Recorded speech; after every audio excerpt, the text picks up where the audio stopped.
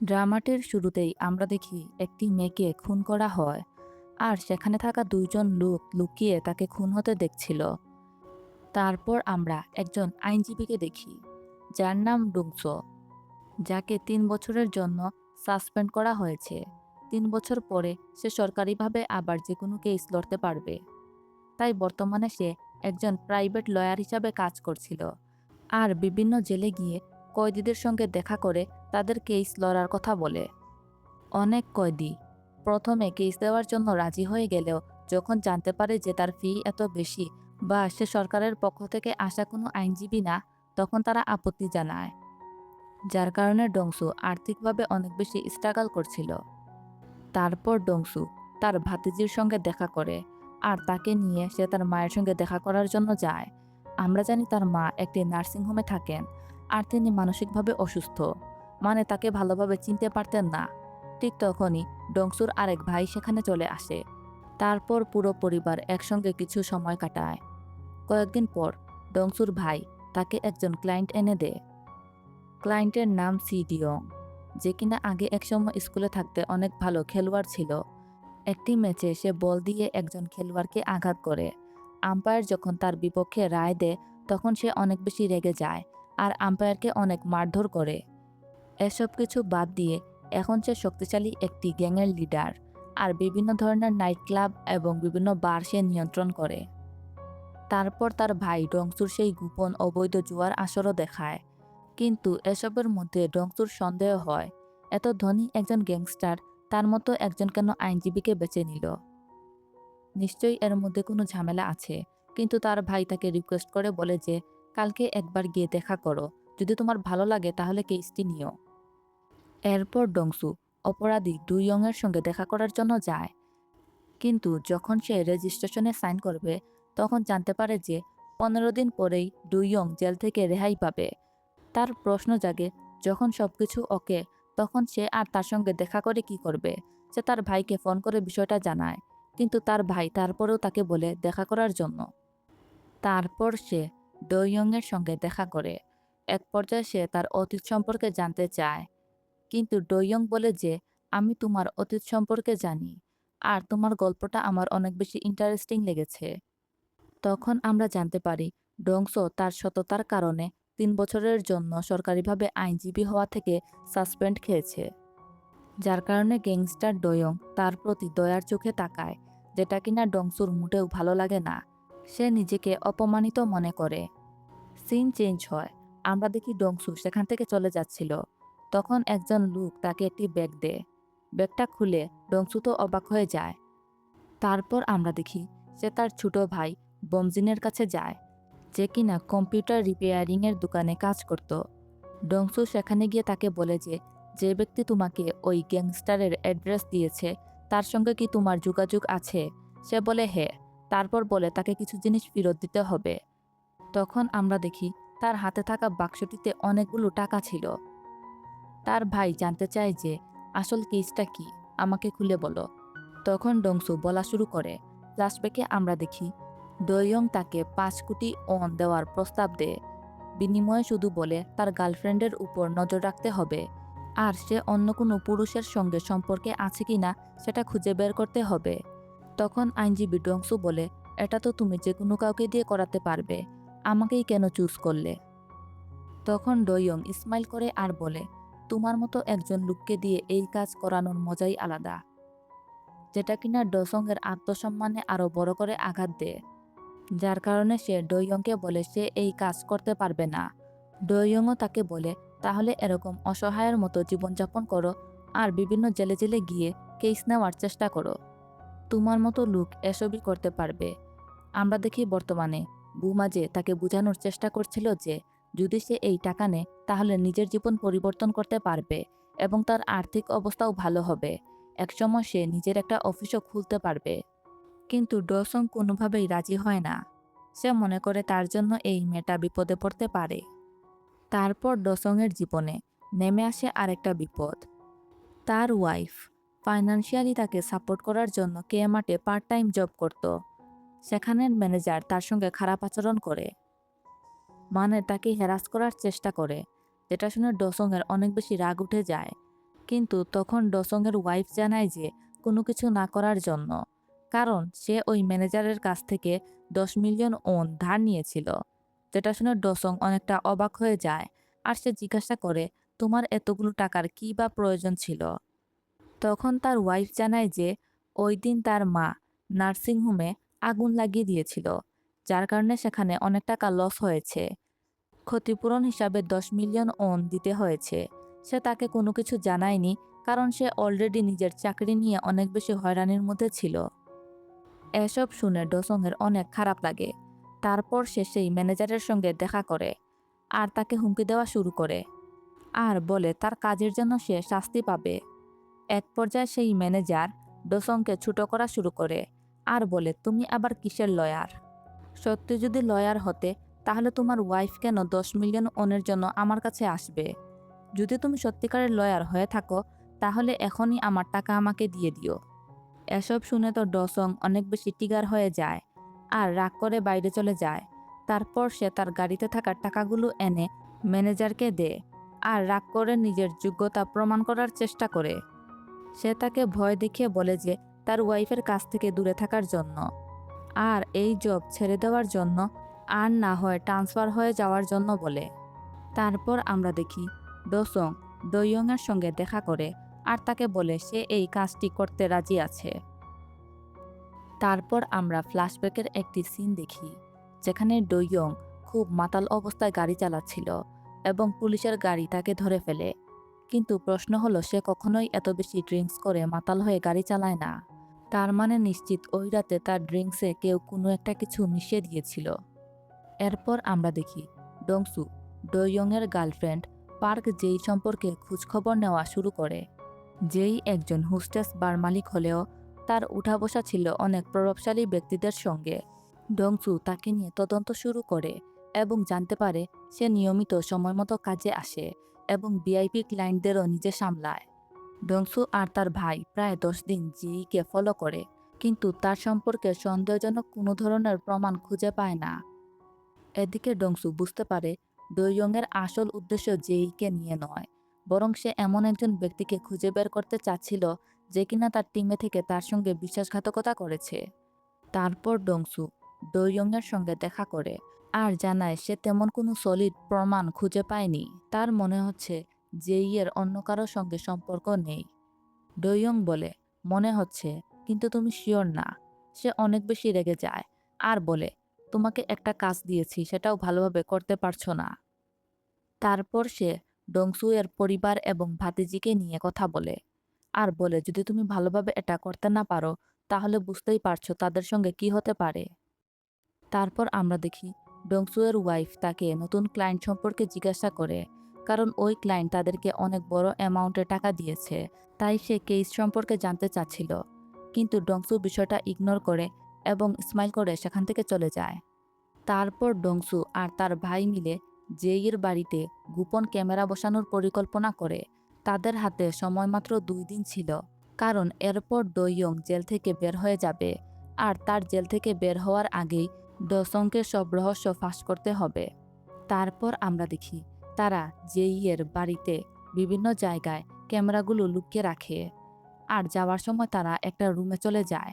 সেই রুমে তারা দেখে একজন লোক লাইফ সাপোর্টের মতো অবস্থায় শুয়েছিল, যাকে দেখে তারা অনেকটা ঘাবড়ে যায়। তারপর দুইজন সেখান থেকে চলে যায়। অন্যদিকে ডইয়ংয়ের গ্যাংয়ের একজন লোক ডংসুয়ের সঙ্গে দেখা করে আর তাকে বিভিন্ন কিছু জিজ্ঞাসা করে, মানে তাকে জিজ্ঞাসা করে সে কেন জেলে ডইয়ংয়ের সঙ্গে দেখা করার জন্য যাচ্ছে। সে তেমন কিছুই বলে না। তারপর সে তাকে চলে যাওয়ার জন্য বলে। লোকটা ডংসুয়ের ব্যাগ থেকে একটা ডায়েরি বের করে, যেখানে কিনা ডইয়ংয়ের সঙ্গে তার হিসাবগুলো লেখা ছিল। তখন লোকটা এই সম্পর্কে জানতে চাইলে সে বলে এটা তার ক্লায়েন্টদের বিভিন্ন কিস্তিতে দেওয়া টাকার হিসাব। লোকটা আর কিছুই বলতে পারে না আর সেখান থেকে চলে যায়। তারপর 2 দিন কেটে যায়। তখন ডসং আবার ডইয়ংয়ের সঙ্গে দেখা করার জন্য যাচ্ছিল। রাস্তায় তার ভাই কল করে তাকে জানায় যে তাকে কিছু লোক ফলো করছে। সে বিষয়টা বুঝতে পেরে তাদেরকে কোনোভাবে ধোঁকা দেওয়ার চেষ্টা করে। অনেক কষ্ট করে সে ডইয়ংয়ের জেলে পৌঁছে যায়। তার একটু লেট হয়ে যায়, কিন্তু ডইয়ংকে সে বলে যে তোমার লোকেরাই আমাকে ব্যস্ত রেখেছিল। এরপর সে তার সামনে 2টা পেন ড্রাইভ বের করে দেয় আর বলে কাজটা হয়েছে, একটাতে তোমার মেইন তথ্য আছে আর একটা তোমার জন্য বোনাস। এই বলে ডংসু বাইরে চলে যায়। তারপর আমরা দেখি ডংসু আর তার ভাই আবার পার্ক জিয়ের বাড়িতে যায় তাদের লুকানো ক্যামেরাগুলো নিয়ে আসার জন্য। তারা ক্যামেরাগুলো নিয়ে চলেই যাচ্ছিল, তখন বুঝতে পারে যে পার্ক জি সেখানে চলে এসেছে। তারা সেই লোকটার রুমে আবার লুকিয়ে পড়ে। অন্যদিকে আমরা দেখি জেলে ডইয়ংয়ের উপর কিছু লোক আক্রমণ করে আর তাকে মেরে ফেলার চেষ্টা করছিল, কিন্তু ডইয়ং তাদেরকে ইচ্ছামতো মার দেয় আর অনেকের অবস্থাও খারাপ করে ফেলে। তখন তারা দেখে পার্ক জি একজনের সঙ্গে কথা বলছিল যে ডইয়ং মারা গেছে, যার কারণে এখন তার অনেক বেশি ভালো লাগছে। ঠিক সেই মুহূর্তেই আমরা দেখি পার্ক জেয়ের উপর কেউ গুলি করে। সেটা আর কেউ ছিল না, ডইয়ং ছিল। আর এসব কিছু ডংসু আর তার ভাই দেখছিল। তারা ভয়ে সেখানে থাকা খাটের নিচে লুকিয়ে পড়ে। ডইয়ং পার্ক জেইকে নির্মমভাবে হত্যা করে। এক পর্যায়ে সে লোকটাকেও মেরে ফেলতে চাইছিল। ঠিক তখনই বুঝতে পারে যে তার খাটের নিচে কেউ লুকিয়ে আছে। তারপর সে দেখে যে সেটা আর কেউ না, ডংসু আর তার ভাই ছিল, যারা কিনা অনেক বেশি ভয় পাচ্ছিল। ডইয়ং এখন তাদের সঙ্গে কি করবে সেই ভালো জানে। তারপর আমরা দেখি ডইয়ংয়ের গ্যাংয়েরই একজন লোক, যার নাম চেং ইয়ং। সে তার লোকদের কাছ থেকে জানতে পারে যে ডইয়ংকে মেরে ফেলা হয়েছে, যেটা শুনে সে অনেক বেশি খুশি হয়ে যায়। আমরা বুঝতে পারি সে আর যেই মিলে ডইয়ংকে রাস্তা থেকে সরানোর পরিকল্পনা করেছিল। সে খুশিতে নাচতে নাচতে পার্ক জিয়ের বাড়িতে যায়, কিন্তু সেখানে গিয়ে দেখে তার নিতর দেহ পড়ে আছে। তারপর সে দেখে ডংসু আর তার ভাই ভীত অবস্থায় সেখানে বসেছিল। সে তাদের জিজ্ঞাসা করে, তোমরা আবার কে? তখনই আমরা দেখি ডইয়ং সেখানে চলে আসে আর তার মাথায় গান ধরে। সে তো অনেক বেশি ভয় পেয়ে যায়। তখন আমরা ফ্ল্যাশব্যাকে দেখি চেং ইয়ং যে লোকদের ডইয়ংকে মারার জন্য পাঠিয়েছিল, ডইয়ং তাদের একজনকে দিয়েই চেং ইয়ংকে জানিয়েছে যে তাকে মেরে ফেলা হয়েছে। এসব কিছু তার প্ল্যানের অংশ ছিল। তারপর সে চেং ইয়ংকে শ্যুট করে ফেলে। এরপর মরার পালা আসে ডংসু আর তার ভাইয়ের। তারা তো দুজন অনেক বেশি ভয় পেয়ে প্রাণ ভিক্ষা চাইছিল।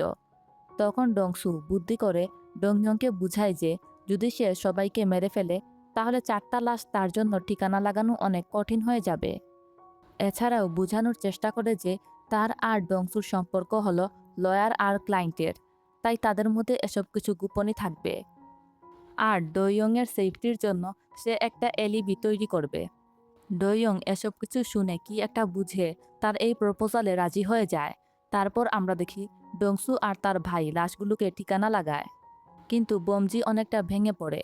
ডংসু তাকে সাহস দেয় আর বলে, আমাদের বেঁচে থাকতে হলে এই কাজ করতেই হবে। পরের দিন ডংসু খারাপ একটা স্বপ্ন দেখে জেগে ওঠে। তার ওয়াইফকে সে কিছুই বুঝতে দেয় না যে তার জীবনে আসলে কি হচ্ছে। কিন্তু ডংসু যেহেতু সৎ একজন ব্যক্তি ছিল, সে নিজেকে কোনোভাবে শান্ত করতে পারছিল না। সে তার ভাইয়ের সঙ্গে দেখা করে আর গত রাতের হিডেন ক্যামেরার ফুটেজগুলো চায়, কিন্তু তার ভাই বুঝতে পারে যে সে এসব নিয়ে পুলিশের কাছে যাবে। তাই সে বলে, তোমার লাইসেন্স বাতিল হয়ে যেতে পারে, আমি যাব। কিন্তু ডংসু বলে, তুমি মিনহির বাবা আর তার তোমাকে প্রয়োজন। তারপর আমরা দেখি ডংসু পুলিশ স্টেশনের বাইরে ছিল। তখনই তার কাছে একটা ফোন কল আসে আর সে অনেকটা ঘাবড়ে গিয়ে সেখান থেকে চলে যাচ্ছিল। তখনই একজন লোক তার গাড়ির সামনে চলে আসে। সে লোকটাকে সরি বলে আর সেখান থেকে চলে যায়। তারপর সে একটি জায়গায় যায় যেখানে গিয়ে দেখে ডইয়ং তার ভাতিজি মিনহির সঙ্গে খেলা করছিল, সঙ্গে আরও বাচ্চারা ছিল। তার কিছুক্ষণ পর ডইয়ং তার কাছে আসে। ডইয়ং প্রথমে কিছুই বলে না। তারপর ডংসু তাকে বলে যে এই হচ্ছে গতরাতের ফুটেজ, আর এগুলো আমি পুলিশের কাছে নিয়ে যাচ্ছিলাম না, আমি তো অন্য কাজে যাচ্ছিলাম। আর তোমার আর আমার মধ্যে যে ডিল হয়েছে সেটা আমার মনে আছে। আমি গতরাতের বিষয়ে কাউকে কোনো কিছুই বলবো না। সব কিছু শোনার পর ডইয়ং ডংসুকে একটা অদ্ভুত ফ্রেন্ডশিপ গিফট দেয়, একটি ফোন। সে বলে ফোনটি বাজলে যে কোনো পরিস্থিতিতে তাকে উত্তর দিতে হবে। ডইয়ং আরও বলে তাকে তার পছন্দ হয়েছে, সে তার মধ্যে ইন্টারেস্টেড আর তার সঙ্গে ফ্রেন্ডশিপ করতে চায়। তারপর সে চলে যাওয়ার সময় বলে, তাহলে তো ডংসুর ভাতিজি মিনহি তারও ভাতিজি হয়। অন্যদিকে আমরা দেখি চেং ইয়ংয়ের অ্যাসিস্ট্যান্ট তার সঙ্গে যোগাযোগ করার চেষ্টা করছিল, কিন্তু তার ফোন বন্ধ আসছিল। তখনই সেখানে ডুইয়ং চলে আসে। তারপর ডুইয়ং রাগ করে বলে যে চেংইয়ং আর আসবে না, সে পালিয়ে গিয়েছে। তারপর তার জায়গায় নতুন একজন বস সে নির্ধারণ করে, কিন্তু চেংইয়ংয়ের অ্যাসিস্ট্যান্ট বিরোধিতা করে, যার কারণে ডুইয়ং তাকে বলে তুমি যদি এই লোকটাকে হারাতে পারো তাহলে তুমি এর পরিবর্তে বস হয়ে যাবে। সে লোকটার সঙ্গে ফাইট করে কিন্তু শেষ পর্যন্ত হেরে যায়। অন্যদিকে আমরা দেখি ডংসু তার পরিবারকে নিয়ে অনেক বেশি ভয় পাচ্ছিল। সে তার ভাতিজি মিনহিকে নেওয়ার জন্য স্কুল বাসের সামনে দাঁড়ায়। তখন একজন লোক জানায় যে সে তো অলরেডি অন্য একজন লোকের সঙ্গে চলে গিয়েছে। ডংসু ভয় পেয়ে সেই লোকটাকে ধরতে গেলে দেখে সে তার প্রতিবেশী, আর সে একজন পুলিশ অফিসার। ইনি সেই ব্যক্তি যার গাড়ির সামনে ওই দিন পুলিশ স্টেশনে ডংসুর গাড়ি চলে এসেছিল। তারপর তিনি যেহেতু ডংসুকে পুলিশ স্টেশনের বাইরে দেখেছিলেন, বুঝতে পারেন যে ডংসু কোনো সমস্যায় আছে। তিনি তাকে সাহায্য করার প্রস্তাব দেন, কিন্তু ডংসু সরাসরি কিছুই বলতে পারে না। সে অর্ধাঅর্ধি সবকিছু বলছিল, তারপর বিষয়টা অন্যদিকে নিয়ে যায়। এরপর ডংসু মিনহিকে নিয়ে তাদের অ্যাপার্টমেন্টের দিকে যায়। তখন মিনহি জানায় যে আঙ্কেল ডুইয়ং তাকে এই গিফটটা দিয়েছেন। এসব শুনে তো ডসং আরও ভয় পেয়ে যায়। অন্যদিকে আমরা দেখি ডুইয়ং তার লোকেদের নিয়ে একটা গেট টুগেদার করে। সে ৮ মাস পরে জেল থেকে ফিরে এসেছে, সেই উপলক্ষে সবাইকে ডিনার পার্টি দেয়। সেখানে সে একটা ভিডিও প্লে করে, যেটার মাধ্যমে সবাই জানতে পারে যে চেংইয়ং আর পার্ক জেই তাদের সঙ্গে প্রতারণা করেছে। আর এটা সেই ক্লিপ যেটা লয়ার ডংসু এবং তার ভাই প্রমাণ হিসাবে ডুইয়ংকে দিয়েছিল। পরের দিন আমরা দেখি ডসং তার ভাইয়ের সঙ্গে কথা বলছিল। সে জানায় যে ডুইয়ং মিনহির সঙ্গে দেখা করেছে, যেটা কিনা তার ভাইকে অনেক বেশি রাগিয়ে তুলে। এইবার ডসং পরিকল্পনা করে যে ডংইয়ংয়ের অবৈধ সব গেমলিং হাউসের কথা পুলিশকে জানাবে, যার কারণে তার অনেক লম্বা জেল হবে, মৃত্যুদণ্ড পর্যন্ত হতে পারে। কিন্তু তার ভাই বলে ডুইয়ং যদি জানতে পারে এই কাজটা আমরা করেছি তাহলে আমাদের অবস্থা আরও খারাপ করে ফেলবে। তখন ডসং বলে এমন কাউকে দিয়ে আমরা কেস ফাইল করাবো যে কিনা তার এই অবৈধ গেমলিং হাউসে টাকা হারিয়েছে। কিন্তু সমস্যা হলো তারা এই জায়গার ঠিকানা জানে না। তখন ডংসু একটা বড় পরিকল্পনা করে। সে ডুইয়ংয়ের সঙ্গে দেখা করে আর তাকে বলে সে তার সঙ্গে কাজ করতে রাজি হয়েছে, তবে শর্ত দেয় যে কাজ শুরু করার আগে সে ডুইয়ংয়ের সব ব্যবসা নিজের চোখে দেখতে চায়। ডুইয়ং রাজি হয়ে যায় আর তাকে বলে গেমলিংয়ের সেই জায়গায় আসার জন্য।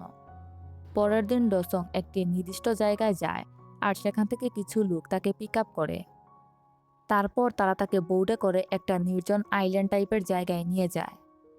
সেখানে ঢোকার আগে ফোনটা জমা দেওয়া লাগে, কিন্তু ডংসু গোপনে একটি জিপিএস ট্র্যাকার তার সঙ্গে নিয়ে চলছিল, যেটার মাধ্যমে বমজিকে সে তার সিগন্যাল পাঠাচ্ছিল আর পুলিশ যাতে সেখানে আসতে পারে সেই ব্যবস্থা করছিল। তারপর ভিতরে ঢুকে সে দেখে অন্যরকম দৃশ্য। কিছু মানুষ পর্যটকের মতো সেখানে ছিল, কিন্তু ভিতরে তারা জুয়ার মতো খেলায় মগ্ন ছিল। ডুইয়ং তাকে ওয়েলকাম জানায়। কিছুক্ষণ পর সে ওয়াশরুমের বাহানা করে বাইরে চলে যায়। সেখানে থাকা সিকিউরিটি গার্ড তাকে দেখছিল। বাইরে বের হয়ে সে লম্বা লাইন দেখে সেখান থেকে কিছু টিস্যু নিয়ে অন্যদিকে চলে যায়। সেখানে গিয়ে সে বমজের সঙ্গে যোগাযোগ করে। তখনই একজন সিকিউরিটি গার্ড সেখানে চলে আসে। সেই গার্ড ডংসুর উপর সন্দেহ করে, কিন্তু ডংসু বলে ওয়াশরুমের অনেক লম্বা লাইন ছিল, তাই সে এখানেই কাজ সেরে ফেলছে। লোকটা অনেক বেশি আনকমফোর্টেবল হয়ে যায় আর তাকে বলে তাড়াতাড়ি কাজ শেষ করে উঠে আসার জন্য। তারপর যখন গার্ড আর ডংসু ভিতরে যাচ্ছিল, হঠাৎ করে সাইরেন বেজে উঠে, যেটা শুনে সবাই অনেক ভয় পেয়ে যায় আর এদিক সেদিক ছুটাছুটি শুরু করে। আমরা দেখি গার্ড ডংসুকে রেখেই সেখান থেকে চলে যায়, আর এদিকে উপর থেকে ডুইয়ং দেখছিল যে ডংসু আসলে পালিয়ে যাচ্ছিল। ডংসু পালানোর সময় তার ভাইয়ের সঙ্গে যোগাযোগ করে আর দ্বীপের অন্য একটি প্রান্তে চলে যায়, যেখানে কিনা তার ভাই বোট নিয়ে এসেছিল তাকে সাহায্য করার জন্য। এক পর্যায়ে বোট কিনারায় আসতে পারে না, তাই ডসিয়ং জাম্প দেয় আর সাঁতার কেটে বোর্ডে উঠে। তারা দুইজন অনেক বেশি খুশি ছিল, দেখে মনে হচ্ছিল তারা খুব বড় একটা মিশন কমপ্লিট করেছে।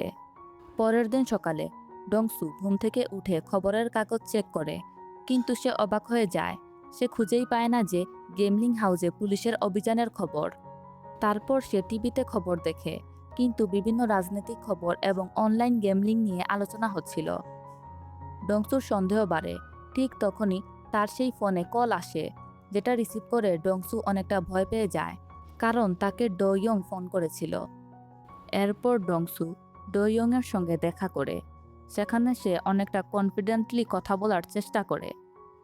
যখন ডোয়ং তাকে জিজ্ঞাসা করে কেন পালিয়ে গেলে, সে বলে আমি ভয় পেয়ে গিয়েছিলাম আর ভাবলাম যদি পুলিশ দুইজনকে ধরে ফেলে তাহলে আপনাকে উদ্ধার করবে কে, কারণ আমি তো আপনার লয়ার আর আপনাকে বাঁচানো আমার দায়িত্ব। তারপর ডংসু ডোয়ংকে জিজ্ঞাসা করে যে কিভাবে তারা সিচুয়েশন হ্যান্ডেল দিল। তখন আমরা ফ্ল্যাশব্যাকে দেখি, যখন তারা বুঝতে পারে যে পুলিশ আসছে, তারা সবকিছু ক্লোজ করে ফেলে আর একটি নির্জন জায়গায় নিয়ে গিয়ে তাদের সবকিছু দাফন দিয়ে লুকিয়ে রাখে। আর বাকিরা বাইরে গিয়ে এমন ভান করে যেন তারা এখানকার পর্যটক, আর পিকনিকের মতো করে তারা সিচুয়েশনটা হ্যান্ডেল দেয়। এসব শুনে ডংসুর চেহারার রং উড়ে যায়, তাও সে স্বাভাবিক থাকার চেষ্টা করে। তারপর সে তাকে ভিতরে নিয়ে যায়। তারপর সেখানে ডোয়ংয়ের লোকেরা 3জন ব্যক্তিকে নিয়ে আসে, যারা কিনা তার গেমলিং আড্ডার খবর পুলিশকে দিয়েছিল। সেখানে আমরা দেখি ডংসুয়ের ভাইও ছিল, যাকে দেখে ডংসু অনেক বেশি ভয় পেয়ে যায়। ডংসু কোনো কিছু বুঝে ওঠার আগেই ডোয়ং একজনের হাত কেটে ফেলে, আর বাকিদেরও বলে এরকম শাস্তি দেওয়া হবে। ডংসুর ভাই আর ডংসু বারবার বলছিল যে তারা এমনটা করেনি, কিন্তু ডোয়ং বিশ্বাস করছিল না। তারপর যখনই ডোয়ং ডংসুর ভাইয়ের হাতটা কাটতে যাবে, তখন ডংসু তার হাত দিয়ে সেটা ধরে ফেলে। সেটা নিজের হাত দিয়ে ধরে ডংসু বিভিন্নভাবে ডোয়ংকে বোঝানোর চেষ্টা করে। এক পর্যায়ে তাদের মধ্যে হাতাহাতি হয়। ডংসু একটু দূরে মাটিতে পড়ে যায়। তারপর সে হঠাৎ জুড়ে জুড়ে হাসা শুরু করে। ডোয়ং তাকে জিজ্ঞাসা করে এভাবে হাসার কি আছে। তখন ডংসু বলে, এটাই হচ্ছে তোমার বিজনেস, তাই না? মানুষের আঙুল কেটে টাকা বানানো। ডংসু ডোয়ংকে বুদ্ধি দেয় যে এভাবে ভয় নিয়ে ব্যবসা টিকিয়ে রাখা যাবে না। তারপর সে তাকে নতুন ব্যবসা হিসাবে অনলাইন গেমলিংয়ের প্রস্তাব দেয়। কিন্তু ডোয়ং তাকে বলে, তোমার কি মনে হয় এটা কি আগে আমার মাথায় আসেনি? ডোসং বুঝায়, অনলাইন স্পোর্টস বেটিংয়ের বাজার বিশাল এবং সাধারণ জুয়ার আসরের তুলনায় এর পরিমাণ অনেক বেশি। আরও বলে, তাদের দেশে এখনও এমন ব্যবস্থা নেই, তাই এটাই তাদের একটা বড় সুযোগ। তারপর সে ব্লাড কার্ড গেম নিয়ে আলোচনা করে। গেমের টাকা আসল টাকায় বদলানো যায়। ডংসু বলে যে এই বৈধ গেমিং সাইটকে ব্যবহার করে গোপনে জুয়ার ব্যবসা চালানো যেতে পারে। এতে পুলিশ সহজে তাদের ধরতেও পারবে না, আর প্রয়োজনে শুধু লগ আউট করেই পালানো যাবে। ডোয়ং এসব কিছু নিয়ে ভাবছিল, তখনই তার গ্যাংয়ের লোকেরা একজন লোককে ধরে আনে আর বলে, এই সেই লোক যে কিনা আমাদের জুয়ার আড্ডা সম্পর্কে পুলিশকে জানিয়েছে। লোকটাও সঙ্গে সঙ্গে স্বীকার করে বলে যে সে তার জুয়ার আড্ডাতে খেলে অনেক টাকা হারিয়েছিল, যার কারণে খুবই সে এমনটা করেছে, তাকে মাফ করে দেওয়ার জন্য। ডোসং আর তার ভাই শান্তির নিঃশ্বাস নেয়, কিন্তু তাদের মনে তাও সন্দেহ থাকে, হয়তোবা ডোয়ং তাদেরকে সন্দেহ করছে। কিন্তু এখানে হয়তোবা ডোয়ং এর ডংসু সম্পর্কে ভুল ধারণা ভেঙে যায়। তারপর আমরা দেখি ডোয়ং একজন পলিটিশিয়ানের সঙ্গে দেখা করে, যার নাম চুংহ। এই চুংহ জুয়ার ব্যবসার সঙ্গে জড়িত ছিল, যে কিনা হয়তো তাদের বস ছিল। সে ডুয়ংকে বলে যে এখন তোমার অবসর নেওয়ার সময় চলে এসেছে, তোমার জায়গায় আমি অন্য কাউকে দিব। যেটা শুনে ডোয়ং এর অনেক খারাপ লাগে, কিন্তু সে কোনো কিছু না বলে সেখান থেকে চলে যায়। এদিকে ডংসু আর বমজি বেঁচে ফিরলেও তারা অনেক বেশি ভয় পেয়ে যায়। বমজি বলে সেই মৃত নারী বারবার তার স্বপ্নে আসে। তারপর সে ভয় পেয়ে বলে যে একদিন হয়তো বা তাদেরও পরিণতি এরকম হবে। তারপর আমরা দেখি ডোয়ং ডংসু সম্পর্কে তথ্য বের করে। তখন সে জানতে পারে যে ডংসু একসময় মূল্য নামে ফার্মে সবচেয়ে কম বয়সী টপ ম্যানেজার ছিল এবং খুবই দক্ষ আইনজীবী হিসাবে পরিচিত ছিল, কিন্তু পরে একটি মামলার কারণে তার লাইসেন্স সাসপেন্ড হয়ে যায়। তদন্তে জানা যায় যে তার এক ক্লায়েন্টের কাছ থেকে পাওনা টাকা ফেরত চাইতে গিয়ে ডংসু সমস্যায় পড়েছিল। তার বিরুদ্ধে মানহানির কেস করা হয়, যার কারণে সে সাসপেন্ড হয়ে যায়। আর সেই ডিসিপ্লিনারি কমিটির চেয়ারম্যান ছিলেন মন সাঙ্গুক। ফলে বোঝা যায় যে মনলোর ফার্মের সঙ্গে ডংসুর আগেরই শত্রুতা রয়েছে। তারপর ডোয়ং ডংসুর দেওয়া সেই অনলাইন গেমলিংয়ের আইডিয়ার কথা ভাবতে থাকে। তারপর আমরা দেখি ডোসং জানতে পারে যে কেমার্টের সেই ম্যানেজার তার চাকরি ছাড়েনি বা বদলি হয়েও কোনো জায়গায় যায়নি, যার কারণে সে রাগ করে সেই লোকটার উপর আক্রমণ করে।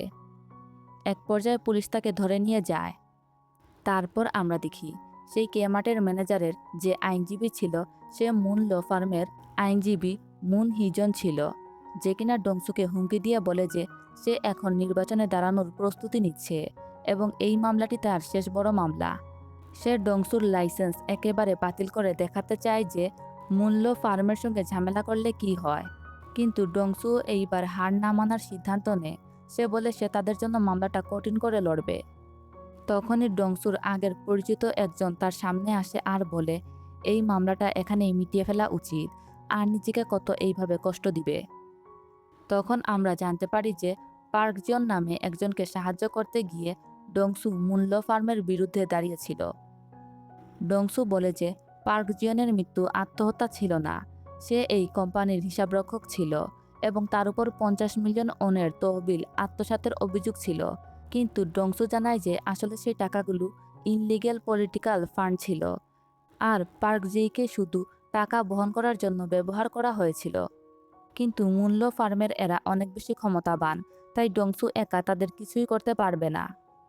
তারপর আমরা দেখি ডংসু অনেক ভালোভাবে প্রিপারেশন নেওয়া শুরু করে। ঠিক তখনই তার বাড়িতে ডইয়ং আসে। ডইয়ং যখন আসে তখন তার বাড়িতে কেউ ছিল না। সে তাকে বলে তুমি এখানে কেন আসলে? তারপর ডইয়ং আশপাশ দেখে আর বলে যে তুমি চাইলে আমি তোমাকে জিতিয়ে দিতে পারি। কিন্তু ডংসু বুঝতে পারে যে তার পদ্ধতি বেআইনি ও ভয়ঙ্কর হবে। ডইয়ং তাকে বলে তুমি তো বারবার হেরে যাও, এতে তুমি ক্লান্ত হও না? অন্তত একবার তাদের পুরোপুরি হারতে দাও। ডংসু প্রথমে রাজি হয় না, কারণ সে কাউকে মেরে জিততে চায় না। কিন্তু তারপর সে সব ধরনের অপমান আর তার পরিবারের কথা চিন্তা করে রাজি হয়ে যায়। পরের দিন আদালতে সবাই অপেক্ষা করলেও মুন হিজুন আসে না। তার পরিবর্তে অন্য একজন আইনজীবী এসে জানায় ব্যক্তিগত কারণে হিজুন উপস্থিত হতে পারেনি। অন্যদিকে আমরা দেখি মুন হিজুনকে রাতে ঘুমের ওষুধ দিয়ে দেওয়া হয়, যার কারণে সে কোনো কিছুই বলতে পারে না। যখন সে ঘুম থেকে উঠে তখন দেখে দরজার সামনে পুলিশ এসেছে। পুলিশ এসে তার রুম চেক করে আর সেখানে একটা নির্যাতিত মেয়েকে খুঁজে পায়। মানে তার বিরুদ্ধে হ্যারাসমেন্টের কেস হয়। অন্যদিকে আদালত রায় দেয়, যেটা কিনা ডসং এর পক্ষে ছিল। অর্থাৎ ডসং মামলাটি জিতে যায় আর কেমার্টের সেই ম্যানেজার শাস্তি পায়। ডসং আর তার ওয়াইফ অনেক বেশি খুশি হয়ে যায়। তারপর ডসং বাইরে বের হয়ে দেখে ডইয়ং বাইরে তার জন্য অপেক্ষা করছিল আর তাকে ডাক দিয়ে বাইরে খাবার খাওয়ার জন্য অফার করে। ডসং তার দিকে তাকিয়ে স্মাইল করে আর দেখে মনে হচ্ছিল তাদের দুজনের নতুন একটা বন্ধুত্বের গল্প শুরু হতে যাচ্ছে।